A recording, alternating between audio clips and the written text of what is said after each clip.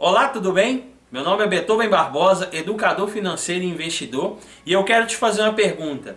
Você sabe quais hábitos que te ajudam a ter sucesso financeiro? Eu tenho 3 sacadas que vão te ajudar e vão mudar a sua vida financeira de uma vez por todas.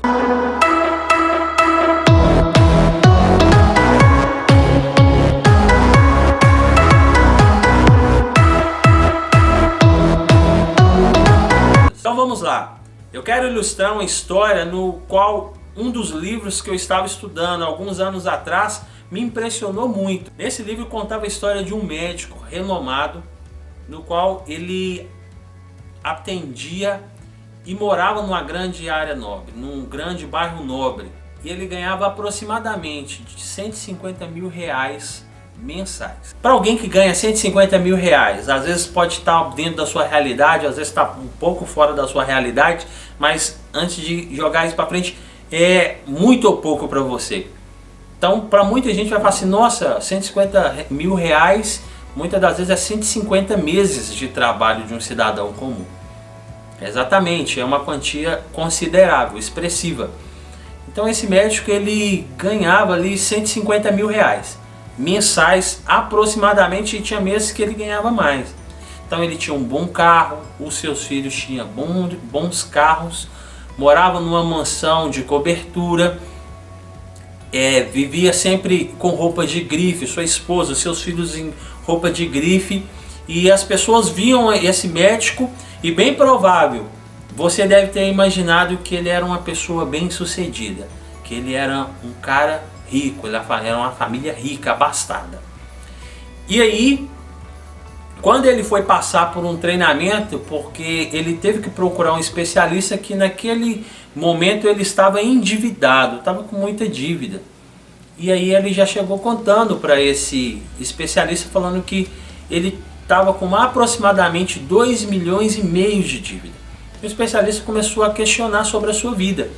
E ele falou, os carros que todos nós temos, os meus filhos, a minha esposa, todos eles são financiados, doutor. A mansão que eu moro é alugada. As roupas que eu compro, sempre compro com cartão de crédito, eu nunca pago à vista. Então todo o meu salário é sempre para pagar contas que eu já gastei há muito tempo atrás. Então tudo que eu ganho no mês está ali, sempre direcionado para pagar algo que a gente já desfrutou há muito tempo, ou muitas das vezes nem temos. Então ele identificou que ali ele ganhava 150 mil reais mensais, mas na verdade ele não tinha nenhum patrimônio, ele não tinha nenhuma estabilidade financeira. De contramão, ele tinha esse especialista que estava trabalhando com esse médico, estava ajudando esse médico, ele tinha um motorista. E esse motorista, ele começou a relatar a sua vida. Ele falava que vivia de forma simples, ele tinha um bom carro, a esposa tinha um bom carro, mas eram carros de classe média, ele não ostentava alto padrão. E aí ele pensava, não é por menos, ele é meu motorista, não tem como ele usar um carro de luxo. Aí ele contou para ele falando que ele tinha aproximadamente de 15 a 20 casas de aluguéis. E ele recebia aluguéis de todas essas casas. O dinheiro que ele recebia como motorista daquele especialista era simplesmente para agregar mais no ganho mensal da família. E ele, cada ano ele construía 2, 3 casas. E aí eu te pergunto, quem era o rico dessa história? Dessas duas histórias, o médico ou o motorista? É aonde que eu quero te falar sobre a minha primeira sacada.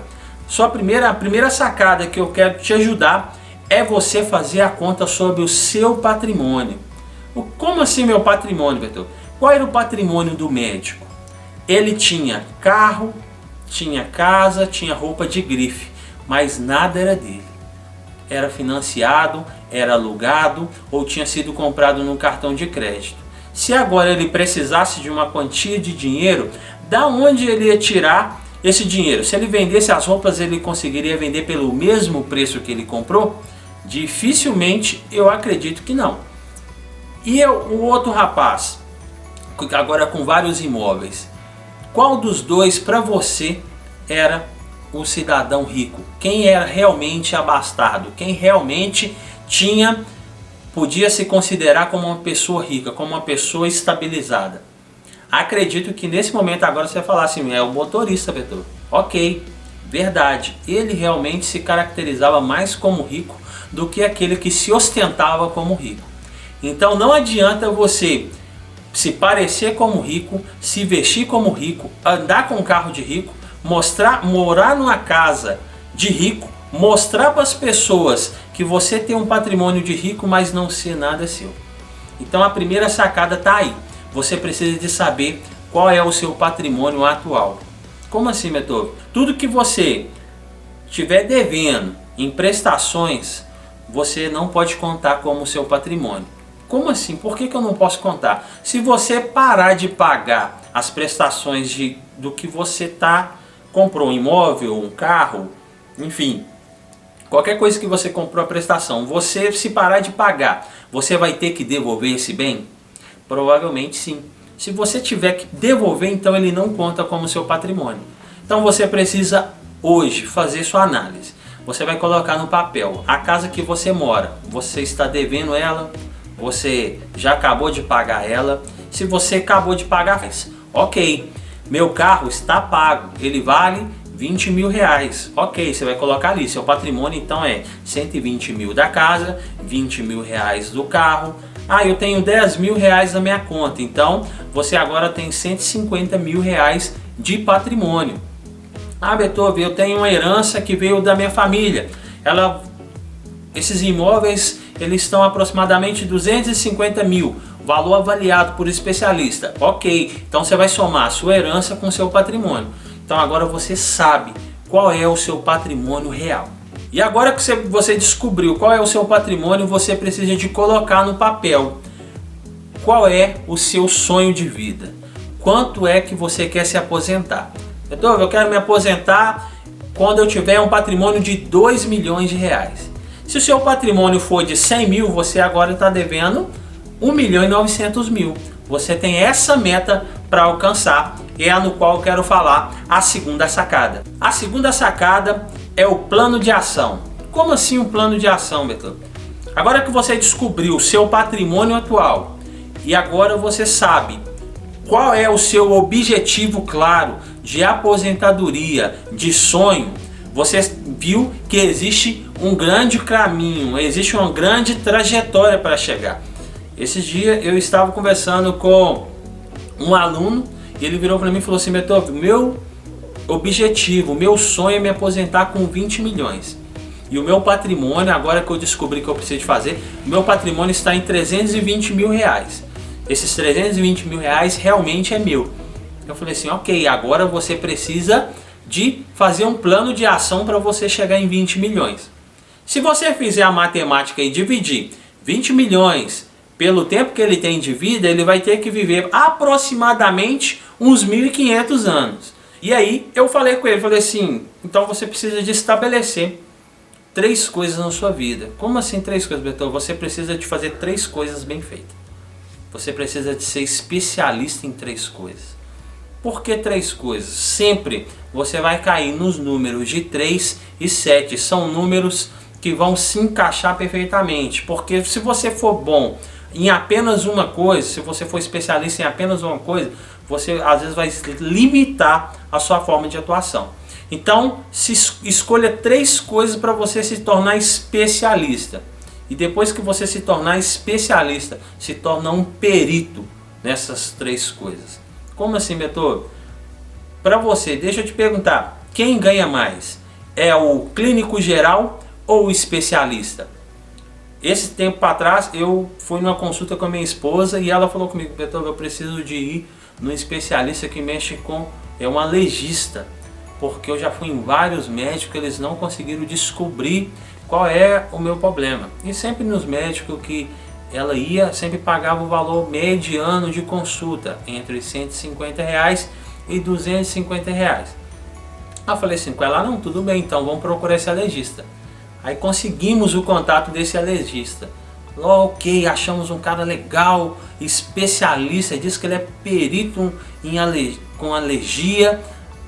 Ligamos para lá e ele falou, ok, é R$ 1.500. Falei, opa, pera aí, normalmente pagava R$150, R$200 no médico, por que ele cobra R$1.500? Porque ele tinha um título de perito. E aí, quando ela chegou nesse médico, ele conseguiu diagnosticar ela, ele passou a medicação e nunca mais ela teve o problema de alergia. E aí eu te pergunto, quem vale mais? E aí, quem vale mais? É o geral ou o perito ou o especialista? Você vai descobrir que você vai precisar passar por especialista em algo, e depois que você é especialista, você é um perito. E você vai ser remunerado por você ser aquele que vai representar muito bem aquele assunto. Você vai ser um perito que vai ser bem estabelecido naquele assunto e vai ser bem remunerado por isso. Comprovado, um perito ele ganha mais de 100 vezes do que uma pessoa que faz um trabalho comum. Ou seja, aquele médico que cobrava R$150, ele precisaria de 10 consultas para ganhar o que o perito ganhava em apenas uma consulta. Você sabe qual área que você vai se tornar um perito? Você sabe qual área você vai se tornar um especialista? E a terceira sacada que eu quero te dar é de você não parar, não desistir. Quero te contar uma história breve sobre isso. No século XIX, um grande homem, ele decide de minerar. Ele descobre que minerar ouro dava dinheiro. E aí ele contrata um geólogo, o geólogo leva ele num determinado local e ele pergunta: que dá ouro? Ele faz os estudos e fala assim, ó, se você cavar a certa profundidade você vai achar ouro. Ele falou: ok, então eu vou minerar ouro aqui. E aí ele foi lá, comprou os maquinários muito caro e começou a cavar. Depois de alguns meses ele achou o grande sonhado ouro. Então ele começou a ganhar dinheiro, só que o dinheiro que ele estava ganhando estava apenas pagando todo aquele maquinário que ele investiu, pagando toda a mão de obra que ele investiu.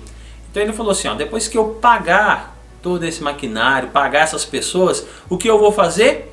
Eu vou ganhar muito dinheiro, eu vou ficar rico, eu vou ficar milionário. E quando ele achou que iria ganhar, acabou o ouro.